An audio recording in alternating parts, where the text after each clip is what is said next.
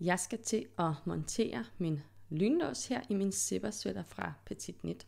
Og som I kan se, så er lynlåsen et godt stykke for lang. Og det er jo fordi, vi strikker den jo i forskellige størrelser. Der er måske nogen, hvor strikkefastheden lige er blevet en centimeter højere i højden i den her åbning, eller et eller andet. Så på den her måde, ved at have en for lang lynlås, så kan vi tilpasse den, så den passer lige præcis til vores arbejde. Men det første, jeg lige vil gøre, det er, at jeg giver altså lige dem her et sting i hver side, sådan så at de ikke generer mig, når jeg skal til at montere min lynlås, og så skal vi have sat den fast her med knapnål. Nu har jeg gjort klar med nogle knappenål her, og skal til at placere min lynlås i mit arbejde. Og det, der er lidt tricky med at skulle sætte sådan en lynlås i, det er jo, at lynlåsen er på ingen måde elastisk, og vores strik er mega elastisk. Så det kan altså godt koste et par forsøg at lige finde ud af, hvor meget skal vi hive i det her, eller ikke hive, for at lynlåsen kommer til at sidde pænt. Men det jeg gør, det er, at jeg sikrer mig lige, at min rib ligger pænt over hinanden her. Og så følger jeg den op her, sådan så jeg er sikker på, at jeg har fat i toppen her. Og så sætter jeg min lynlås ind i det her hulrum her, vi jo har lavet med vores belægning. Sådan der. Og så skal vi have sat vores strik til, sådan så at vi skjuler stoffet på lynlåsen så meget som muligt, og det ligger pænt til sådan her, altså kantmasken flugter med selve lynlåsen. Og så finder jeg simpelthen bare min knappenål frem og begynder at sætte dem i. Og jeg er altså ikke omme i belægningen endnu, den placerer jeg bagefter.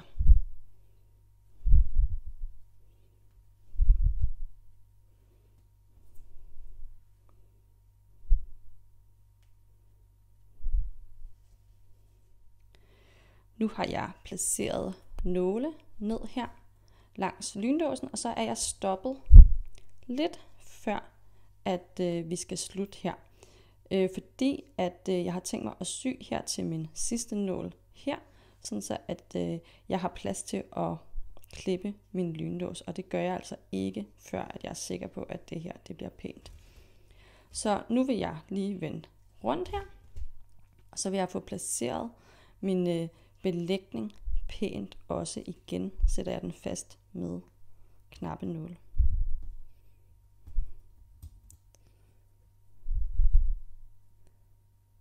Nu har jeg sat nåle i på begge sider her, og er sluttet det samme sted hernede på begge sider. Jeg har en nål siddende her, og en nål siddende her. Så nu vil jeg gøre præcis det samme i den anden side.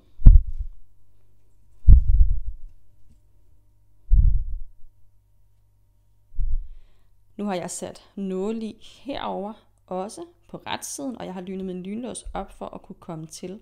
Så nu kommer det spændende, hvor jeg lige lyner den en gang, og så skal jeg se, om det mødes pænt her. Det er godt lige at kigge på sin rib her og se, sidder den over for hinanden her, og det ser jo ret fornuftigt ud, og jeg kigger lige ned igennem mit arbejde.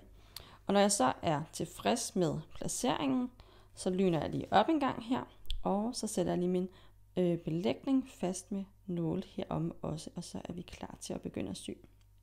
Nu er jeg klar til at prøve at sy min lynlås i her. Jeg har lagt en sytråd dobbelt. Jeg har begge ender her. Og så har jeg en synål. Og sytråden den matcher sådan nogenlunde min sweater. Så nu vil jeg lige tråde de to ender her. Nu vil jeg simpelthen gå i gang med at sy her. Jeg har lige lynet min lynlås lidt op, så jeg kan komme til. Jeg kommer til igennem hele mit arbejde her med at sy og lyne i og lyne op og tjekke og sørge for, at jeg kan komme til. Men lige nu der er den altså lynet op. Så vil jeg lige fjerne den øverste nål her. Og så vil jeg sætte min nål ind her bagpå. Og så vil jeg sørge for, at den kommer ud ved siden af min kantmaske. Det gjorde den ikke helt der. Jeg vil godt lige have den lidt længere ind i vrangmasken. Sådan der.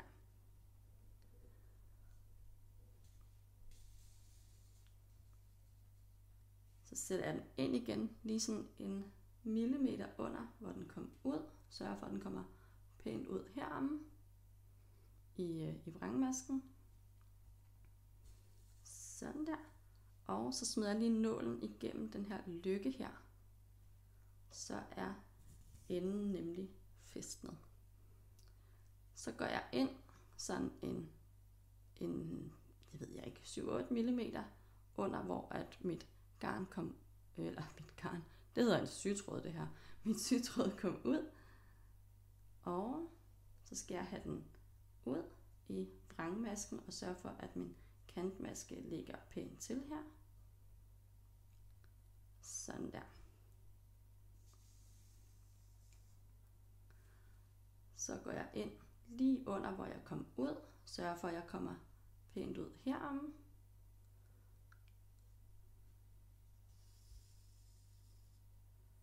Og på vrangsiden igen, der rykker jeg en lille centimeter ned, og sørger for, at min nål kommer pænt ud på retsiden her. Det gjorde den heller ikke den her gang. Sådan der. Altså i vrangmasken her syr jeg. På retsiden går jeg ind lige under, hvor mit sytråd kom ud, og om på vrangsiden igen. Og på vrangsiden går jeg lige en lille centimeter ned, og op her i vrangmasken. Jeg flytter bare nåle, som jeg når herned af, og jeg sikrer mig, at jeg synes, at mit arbejde ligger pænt til. Og så syr jeg altså bare ned til den sidste nål.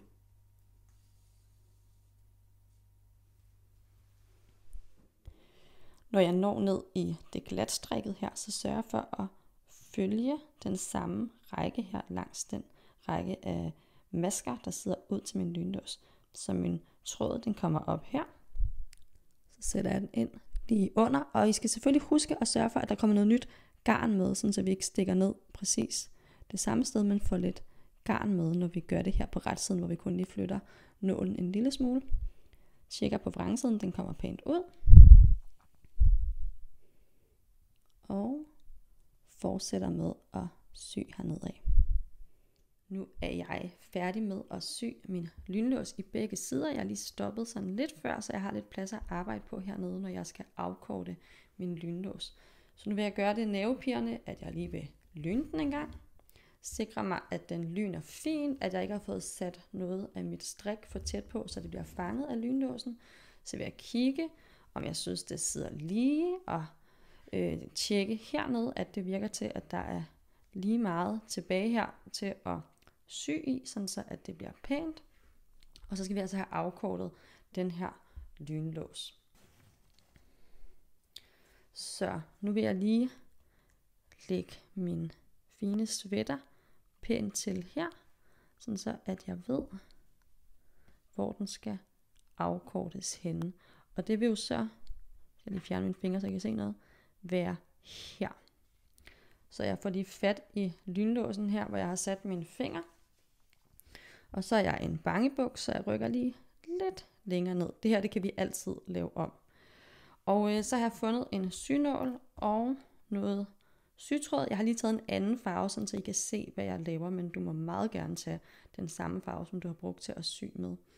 Og så går jeg bare ind her, hvor jeg gerne vil have min stopper skal være. Nu skal jeg lige helt tæt på de her tænder. Sådan der.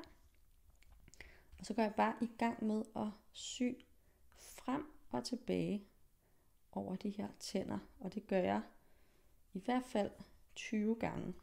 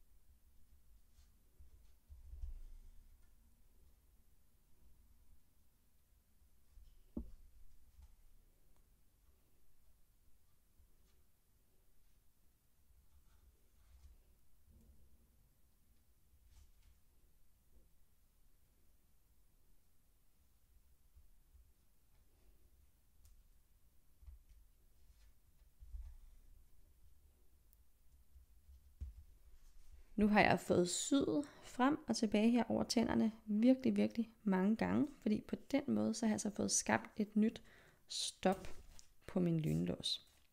Så jeg lægger lige mit strik til igen her og sikrer mig, at det kommer til at passe. Det ser meget fornuftigt ud. Så nu skal vi simpelthen have afkortet den her lynlås. Og jeg har jo 3 cm her og gøre brug af til at gemme min lynlås i. Så jeg klipper 3 cm fra det her stop, fordi så har jeg lidt at give af, hvis der skulle være noget, der ikke passer. Jeg har bare taget sådan en gammel køkkensaks her, og så går jeg så bare ind imellem 2 tænder her på den ene side, og rammer over en tand herover.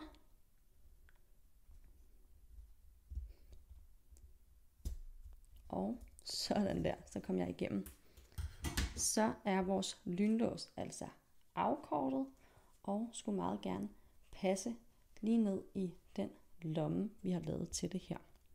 Så nu vil jeg sætte nåle i det sidste, og få syet ned her langs masken i begge sider, og hen over lynlåsen her, og så er vi altså færdige med at montere den her lynlås.